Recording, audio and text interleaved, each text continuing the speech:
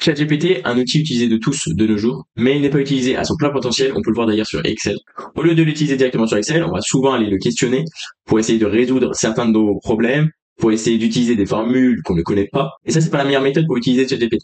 Surtout si on est débutant, c'est très compliqué de comprendre les fonctions, les formules qu'il va nous donner. Très souvent, on va pas réussir à les utiliser correctement sur Excel, ou encore on va lui expliquer un problème de façon pas assez explicite, donc il va pas réussir à résoudre ce problème réellement. Alors qu'il existe une méthode beaucoup plus efficace directement sur Excel ou même sur Google Sheets, on va pouvoir installer une extension ChatGPT, où on va pouvoir lui poser nos questions, lui demander des choses, automatiser certaines tâches, et il comprendra beaucoup mieux la situation car ce sera directement implémenté dans Excel. Avant de commencer la vidéo, je vais me présenter très rapidement pour les personnes qui ne me connaissent pas. Je m'appelle Lucas, je suis passionné de data et j'ai créé mon agence BI Analyse qui a pour but d'accompagner des entrepreneurs dans la gestion de leurs données. De nos jours, c'est une des principales causes de chute, de crash d'entreprise. Les entrepreneurs ne gèrent pas assez bien leurs données ou ne gèrent pas du tout leurs données, ce qui va provoquer énormément de problèmes au sein de leur entreprise. Qu'on soit une petite ou une grande entreprise, gérer ses données, c'est une des bases à avoir. Et mon entreprise est là pour aider ces entrepreneurs qui ne savent pas vraiment comment gérer leurs données. On va intervenir en utilisant des outils comme Excel, Google Sheets ou des outils un peu plus poussés comme Power BI pour créer des outils qui leur permettent de visualiser très rapidement leurs données, ce qui va leur permettre de gérer leurs données beaucoup plus facilement et de prendre des décisions très rapidement ou même voir si des problèmes surgissent au sein de leur entreprise super rapidement et pouvoir réagir à ces problèmes-là. Maintenant, je me suis présenté, on va pouvoir commencer la vidéo, on se retrouve directement sur Excel. On se retrouve donc sur Excel, donc là on va avoir plein de petits exercices pour vous montrer l'utilité de toutes les fonctionnalités de ChatGPT au sein de Excel. On va voir exactement les mêmes fonctionnalités sur Google Sheets. Alors la première chose à faire, ça va être de venir dans Accueil et de venir dans Complément, juste ici. Vous viendrez taper ChatGPT. Une fois que vous aurez tapé ChatGPT, vous allez tomber sur ChatGPT for Excel et c'est celui-là que vous devrez installer.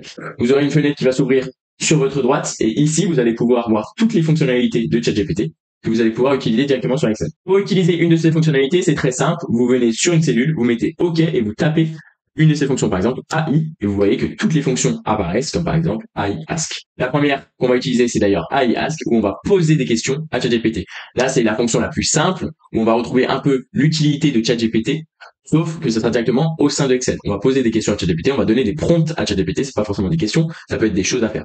Par exemple, ici, on a un exemple où on va venir tout simplement récupérer un prompt. Donc, on a le choix de venir écrire le prompt dans une autre cellule, puis de récupérer, ou directement l'écrire ici. C'est possible. Par exemple, on va venir récupérer ce prompt-là. On vient ici, et là, au lieu de venir sélectionner une cellule, on va venir mettre des guillemets, mettre le prompt et fermer le guillemet.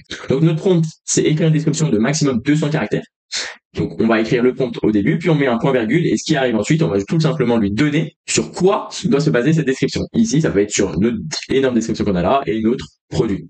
Donc, on va venir sélectionner les cellules dont on a besoin, et une fois que c'est fait, on va pouvoir mettre entrée, ça va charger, et ça va nous donner une description avec 200 caractères environ.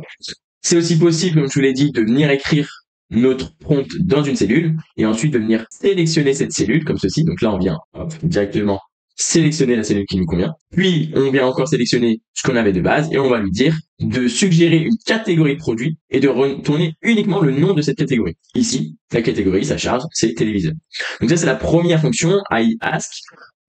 Sur Google Sheets, si vous utilisez cette fonction, c'est GPT Ask. Pareil pour toutes les autres, ça sera jamais AI, ça sera GPT égale GPT. Pareil, vous devriez installer une extension ChatGPT. Mais sur Excel, voilà comment ça fonctionne. Mais pour vous expliquer très rapidement son utilité, c'est vraiment poser des questions à ChatGPT, lui demander des choses assez simples, comme un résumé, comme comprendre une description et en ressortir un nom de catégorie. Voilà, donc c'est tout ce genre de choses.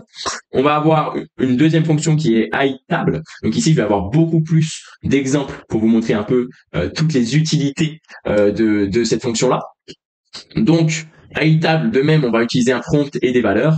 Ce qui se passe après, qui est la température, max de token, modèle. Si vous connaissez beaucoup de ChatGPT, vous savez à quoi ça sert, donc vous pourrez les utiliser. Si vous êtes un débutant et vous connaissez pas l'utilité des températures de max token, etc., vous touchez pas, c'est facultatif. Ça va pas être super important. Donc ici, qu'est-ce qu'on va faire? On va tout simplement lui demander de créer une table directement. Donc ça va pas être une cellule par cellule, on va venir mettre une seule fonction et ça va venir nous créer cette table dans sa globalité. Notre fonction ici, ça va juste être AI table et on va mettre B6. Donc B6, c'est le mot prompt qu'on retrouve ici, qui est top 10 des films de tous les temps avec année de sortie et acteur principal. Donc, il va nous donner un top 10, donc de 1 à 10. Puis, il va nous donner une colonne avec le titre des films. Et ensuite, avec ce qu'on a demandé, donc l'année de sortie et les acteurs principaux du film. Donc, en venant tout simplement sélectionner ici ou en mettant directement notre prompt, hein. C'est possible, comme je vous l'ai dit, de directement venir ici, mettre des guillemets, jamais oublier les guillemets, mettre notre prompt, fermer les guillemets, mettre OK.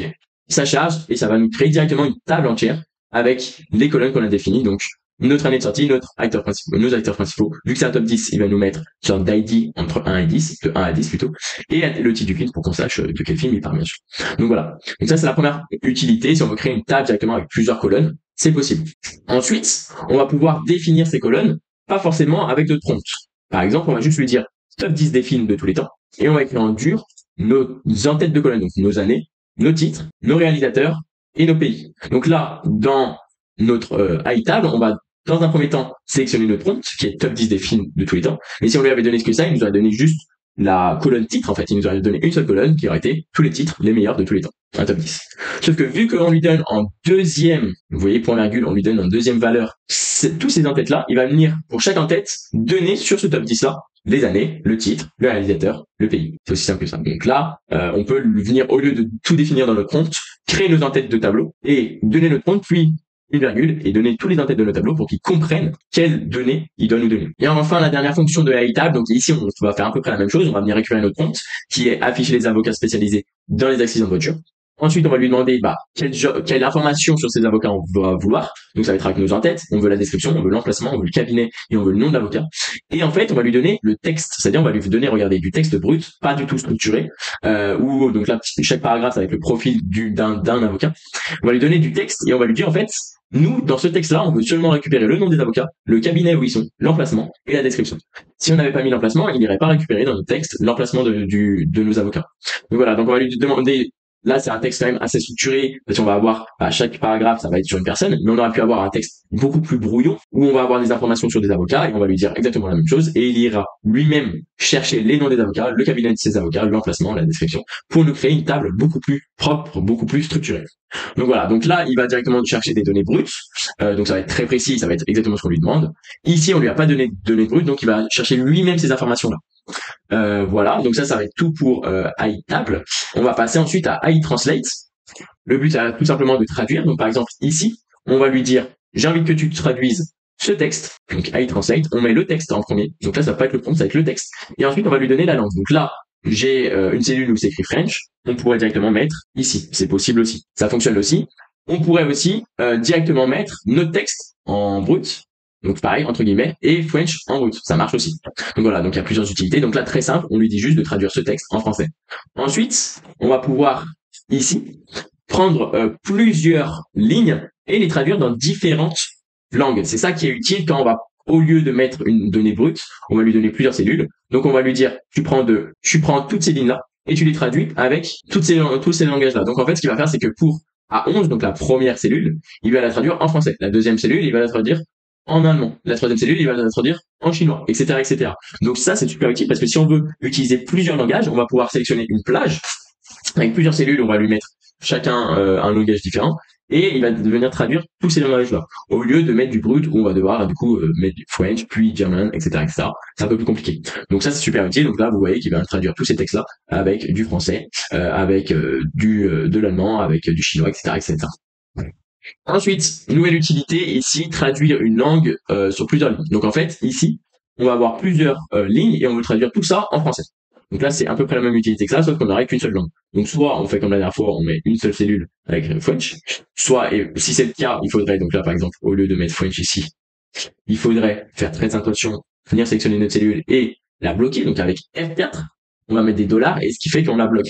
Et si on la bloque pas, elle va pas venir descendre et ça fonctionnera pas.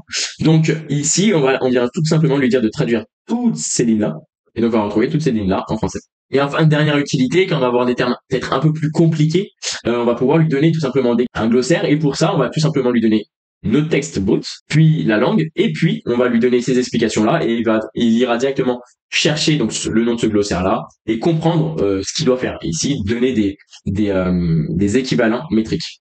Donc ça, c'est en fait tous les petits paramètres qu'on va pouvoir ajouter. On peut ajouter encore des autres paramètres, voilà. Donc là, si on avait envie de créer une table beaucoup plus grande avec plein de paramètres, on pourrait lui donner tous ces petits paramètres afin qu'il respecte vraiment tout ce qu'on veut dans la traduction. Voilà. Ça peut être assez intéressant si on est sur des choses un peu plus techniques. Sinon, vous en aurez pas besoin. Ça fonctionne déjà très bien comme ça. Ensuite, iExtract. Donc là, c'est pour extraire des informations. Par exemple, on va avoir un texte et on veut extraire l'email. Et bah ici, on va tout simplement lui dire, tu prends notre texte et tu vas extraire l'email. Pareil, on pourrait mettre du brut avec des guillemets. Ça fonctionne aussi, c'est plus parlant en vous montrant comme ça. Et donc là, il va venir directement. Et là, il va tout simplement aller chercher l'email dans ce texte-là. Cependant, ici, on va pas avoir le mail directement. Comme vous voyez, on a juste Sandra Jones à kmpg.com. Donc là, vu qu'il n'y a pas directement l'adresse mail, il va pas pouvoir trouver cette adresse mail. Donc il va comprendre et essayer de créer l'adresse mail la plus logique avec les informations qu'on a. Ici, on dirait qu'on a eu un coup de fil et qu'on a eu la retranscription de ce coup de fil-là, où on a Sandra Jones à kmpg.com. Donc voilà, on a directement comme si elle nous l'avait dit au téléphone. Et bah là, il va créer lui-même l'adresse mail la plus logique. Donc ici, Sandra Jones, donc @kmpg.com. Si on avait directement, donc ça, je peux vous montrer, mais je vais vous montrer juste après. Si on avait directement l'information, il viendrait directement récupérer l'information, bien sûr. Donc ça, on le voit juste après. Ici, on fait exactement la même chose. On vient lui dire récupère le numéro de téléphone dans ceci. Là, on peut voir que c'est pareil, une sorte de retranscription téléphonique. On a du langage, on a deux lettres, on a des chiffres, donc 0, 6, 1, 3, 2, ouais, donc il dit ouais en plein milieu, 21, 35. Bah, nous, il va directement comprendre. Donc ici, on vient récupérer directement toutes nos plages et tout ce qu'on veut. Donc là, on va récupérer le numéro de téléphone 4 fois, la compagnie, le pays, le département. Donc dans le premier cas, il vient récupérer le numéro de téléphone pour cette ligne-là et il comprend directement ce que c'est, comme on retrouve bien 06 13 73 21 35. Ici, ça fonctionne pas. Pourquoi? Parce qu'on va avoir beaucoup trop de caractères spéciaux au milieu de ces chiffres, donc il va pas réussir à récupérer ces informations-là. Si on a directement le téléphone, il va le récupérer très rapidement. Ici, de la même façon. C'est vraiment si en plein milieu, on a plein de caractères, ça va être plus compliqué pour lui. Ici, la compagnie, de même, il va comprendre que c'est IBM, il va nous donner IBM. Là, c'est des textes très courts, donc on n'en voit pas forcément l'utilité. Mais imaginez-vous d'avoir 2-3 feuilles où on va récupérer une sorte d'information et on n'a pas le temps d'aller lire tout ce texte pour essayer de récupérer cette information. On lui donne le texte et il va directement récupérer l'information qu'on souhaite. Donc, par exemple, en lui donnant le pays, il va directement comprendre ici que c'est Canada. Et enfin, ici, département, il va aussi comprendre ce que c'est. Voilà. Donc, on peut passer à iFormat. Ici, l'objectif, c'est de transformer un format dans celui dont on a besoin. Donc, bien sûr, c'est Excel. Je pense que vous connaissez tous la fonctionnalité pour changer le format. C'est très utile et c'est même ce qu'il faut faire si vous n'avez pas forcément besoin de cette fonction. Cette fonction, elle va être utile quand, par exemple, vous allez avoir une base qui va être alimentée automatiquement. Vous savez que cette base qui est alimentée automatiquement, et bah, on a du caractère alors qu'on veut peut-être du chiffre. Vous n'avez pas le temps à chaque fois de revenir sur Excel, de dire bah cette colonne, je l'avais en chiffres. Vous voulez que ça se fasse automatiquement, bah vous avez la colonne, vous avez une case où c'est écrit chiffre, et la case d'après, vous reprenez toute la colonne et vous lui dites, bah mettez en format chiffre. En fait, imaginez-vous que ça se mette automatiquement, que vous n'avez pas envie de chaque jour revenir et de dire, bah ça, je veux que ça soit, je sais pas moi, des lettres. Bon, ça sera pas le cas, mais voilà, je veux que ça soit des lettres, donc tous les jours de revenir. Au lieu de ça, vous allez directement sélectionner votre colonne, lui dire, moi, je veux que ça soit en euros. Donc là, c'est pas super parlant parce qu'on vient choisir les en-têtes. Il faudrait plutôt mettre texte, euro, ou plutôt monétaire, euro, chiffre, nombre décimal, voilà, chiffre entier, etc. Des choses beaucoup plus précises pour qu'il arrive à comprendre comment ça fonctionne. Donc, par exemple, là, je vais vous montrer ici, on vient sélectionner donc cette plage-là, on vient lui dire en nom produit, c'est pas super parlant, donc il doit écrire à peu près la même chose. Dans tous les cas, ça aurait été du caractère, ça aurait fonctionné. Ici, on voit que ça fonctionne pas. Ici, je suis venu récupérer ceci, je lui ai dit coût euro, donc juste pour cette case-là, hein, j'ai pas mis pour toute la case. Il n'arrive pas à comprendre. Donc c'est pour ça que je voulais vous montrer que c'est quand même plus pratique si on peut mettre comptabilité en euros, voilà. Mais si comme je vous ai expliqué, dans certains cas, c'est peut-être utile que ça se fasse un peu automatiquement. Peut-être qu'en venant, alors j'ai même pas testé, mais en venant taper ici comptabilité en euros, on va pouvoir tester ça. Non, ça fonctionne toujours pas. Donc vous voyez que c'est pas super utile, ça fonctionne pas énormément. Peut-être ici, si on vient lui dire alors c'est le format, tac, on vient lui récupérer, non même pas, on va lui récupérer juste cette date là. Je vais lui dire, moi je veux en format date, tac, je fais je mets ok, ouais, ça nous met sous forme, donc là ça fonctionne, par contre c'est peut-être pas le format qu'on veut. Est-ce que si je lui mets ceci par exemple, tout accroché, donc hop, donc pour les gens qui connaissent pas, c'est l'année, le mois et le jour mais tout accroché. Est-ce que ça fonctionne? Non, ça nous met toujours les petits tirets. Donc ça c'est pas super. Et si je lui mets directement ceci, non, ça fonctionne pas. Donc vous voyez, je suis pas super fan de cette fonction-là, format. Moi je l'utilise pas du tout. J'utilise tout le temps directement ici. Donc si je veux mettre format date, bah il y a directement. Voilà. Mais si des fois vous êtes vraiment dans l'obligation de créer quelque chose d'automatique, vous pouvez tester. ça peut peut-être fonctionner, ça va dépendre des cas, je pense. Mais voilà, moi je vous préconise quand même d'utiliser, c'est super pratique, c'est très intuitif. Vous venez ici, vous pouvez vraiment sélectionner tous les formats que vous voulez avec les différentes types, on va dire les différents formats ici de date par exemple. Voilà. Ensuite, on va venir sur une fonction elle qui est plutôt utile pour le coup. iFile, quelle est l'utilité? L'utilité, ça va être de créer des choses grâce à des exemples qu'on lui donne. Donc, je vais m'expliquer. Ici, par exemple, on va vouloir créer des slogans. Imaginons que voilà, notre métier, c'est de créer des slogans pour des marques. Et on va devoir en créer énormément. Ça nous prend beaucoup de temps d'y réfléchir, etc. Donc, on va créer seulement pour 2-3 marques. Question d'avoir un exemple. Ici, par exemple, pour ChatGPT dans Excel. Donc voilà, ils veulent un slogan parce que ça va sortir, on a ChatGPT au sein d'Excel. Et ben nous, on va créer un slogan qui est par exemple libérer la puissance de GPT dans Excel. Ok, une autre marque, Salesforce CRM, qui vient nous contacter, ils veulent un slogan. Nous, on va leur écrire tirez le meilleur parti de votre plateforme CRM. Ok, donc là on a des exemples qu'on trouve plutôt intéressants, plutôt cool. Et on veut faire ça pour plein d'autres marques. Et ben ce qui va se passer, dans un premier temps, on va venir sélectionner les exemples avec bien sûr l'entête pour qu'ils comprennent qu'est-ce que c'est. Donc là c'est le nom du produit et ici c'est le slogan.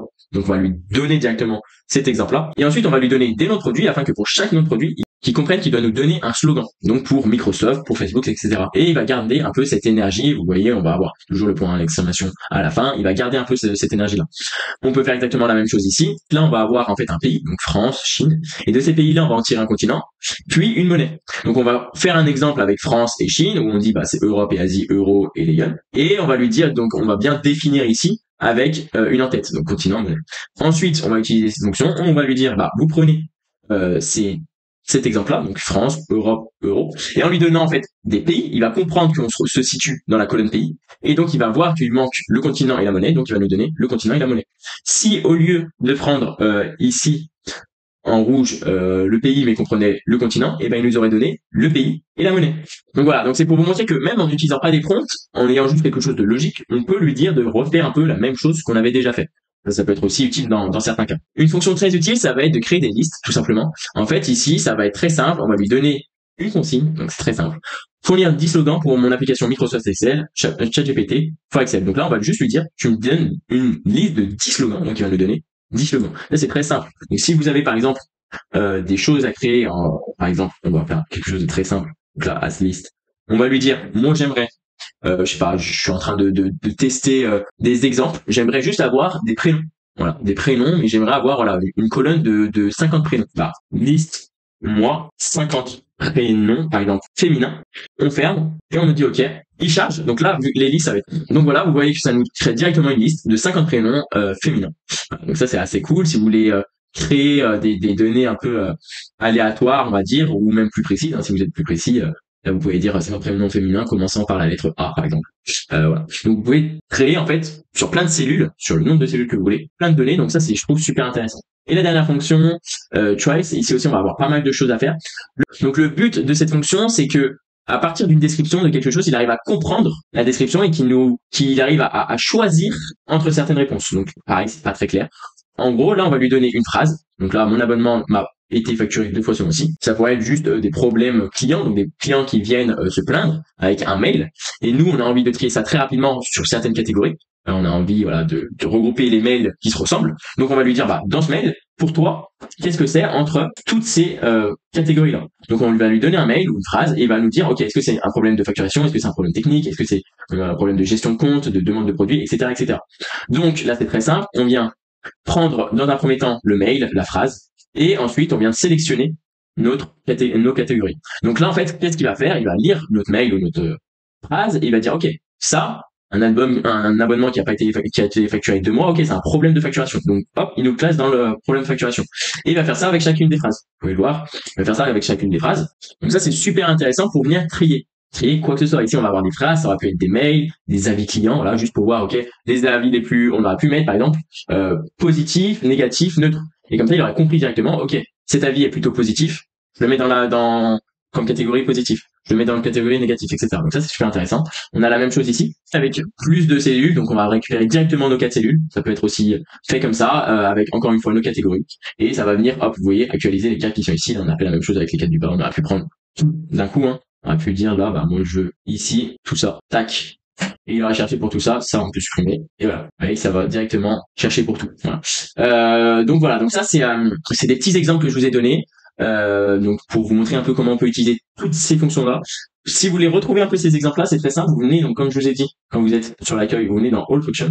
Vous tapez sur la fonction qui vous intéresse. Là, vous avez une petite explication. Vous pouvez lire plus aussi. Et vous pouvez dire Insert More Example, ce qui va nous donner, voilà, une feuille où vous allez avoir l'exemple. Donc là, c'est en anglais. Moi, j'ai tout traduit. Mais voilà, vous allez avoir la chose en exemple. Donc, si vous voulez tester, c'est ce que je viens de faire ici. Donc voilà. Donc, si vous voulez réutiliser cet exemple, c'est possible, comme je vous l'ai dit. Et par contre, si vous voulez utiliser ça au quotidien, utiliser ces fonctions au quotidien, vous allez devoir prendre un plan. Donc, acheter un abonnement. Donc, vous venez ici sur la petite valise et vous allez voir qu'il y a différents abonnements. Ou sinon, vous pouvez directement mettre votre clé. Donc, votre clé OpenAI, ou si vous en avez une Azure, Cloud, ça c'est comme vous préférez. Pour venir récupérer votre clé API OpenAI, c'est très simple. Vous ouvrez votre navigateur, vous tapez OpenAI Key, hop, vous allez trouver sur ce lien OpenAI API, vous allez vous connecter. Une fois que vous serez connecté, vous allez pouvoir aller dans clé API et ici vous allez tout simplement venir créer une nouvelle clé. Vous définissez un nom et vous mettez créer une nouvelle clé que vous pourrez copier puis coller juste ici, voilà, selon l'abonnement. Voilà, j'espère que cette vidéo vous aura plu. Si vous avez des questions, n'hésitez pas à laisser un commentaire, n'hésitez pas à vous abonner, à liker la vidéo, ça me ferait énormément plaisir, ça m'aide énormément. Je vous souhaite une bonne journée, c'était Lucas BI, ciao.